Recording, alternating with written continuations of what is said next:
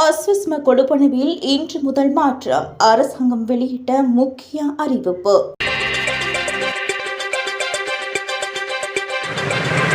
அஸ்விஸ்ம நலன்புரி திட்டத்தின் பயனாளி பட்டியலில் இருந்து இடம்பெற்றிருந்த சுமார் 4,25,000 குடும்பங்கள் இன்று முதல் திட்டத்திலிருந்து நீக்கப்பட்டுள்ளதாக கிராமிய அபிவிருத்தி, சமூக பாதுகாப்பு மற்றும் சமூக வலுவூட்டல் அமைச்சர் கலாநிதி உபாலி பன்னிலேக்க தெரிவித்துள்ளார். 2022 ஆண்டு ஏற்பட்ட பொருளாதார நெருக்கடியால் தற்காலிகமாக வறுமை நிலைக்கு தள்ளப்பட்டு விளிம்பு நிலை பிரிவின் கீழ் இணைக்கப்பட்ட குடும்பங்களே இவ்வாறு பட்டியலிலிருந்து நீக்கப்பட்டுள்ளதாக அமைச்சர் விளக்கமளித்துள்ளார். கடந்த டிசம்பர் மாதமே குடும்பங்களை அஸ்விஸ்ம பட்டியலிலிருந்து நீக்க தீர்மானிக்கப்பட்டிருந்த போதிலும் டிட்வா சூறாவளியினால் ஏற்பட்ட பாதிப்புகளை கருத்தில் கொண்டு மேலும் 6 மாதங்கள் அவர்கள் திட்டத்தில் தொடர அனுமதிக்கப்பட்டதாகவும் அவர் குறிப்பிட்டார். இந்த குடும்பங்களுக்கு மாதந்தோறும் 5,000 ரூபாய் கொடுப்பனவு வழங்கப்பட்டு வந்தது. இதற்கு முன்னர் இடைநிலை பிரிவைச் சேர்ந்த சுமார் 4 லட்சம் குடும்பங்களுக்கு அஸ்விஸ்ம பட்டியலிலிருந்து நீக்கப்பட்டிருந்தன. தற்போது அஸ்விஸ்ம திட்டத்தின் கீழ் அதிவரிய மற்றும் வறிய பிரிவுகளை சேர்ந்த சுமார் 13 லட்சம் குடும்பங்கள் மட்டுமே பயனாளிகளாக உள்ளதாக அமைச்சர் தெரிவித்தார். அதில் 9 லட்சத்திற்கு அதிகமான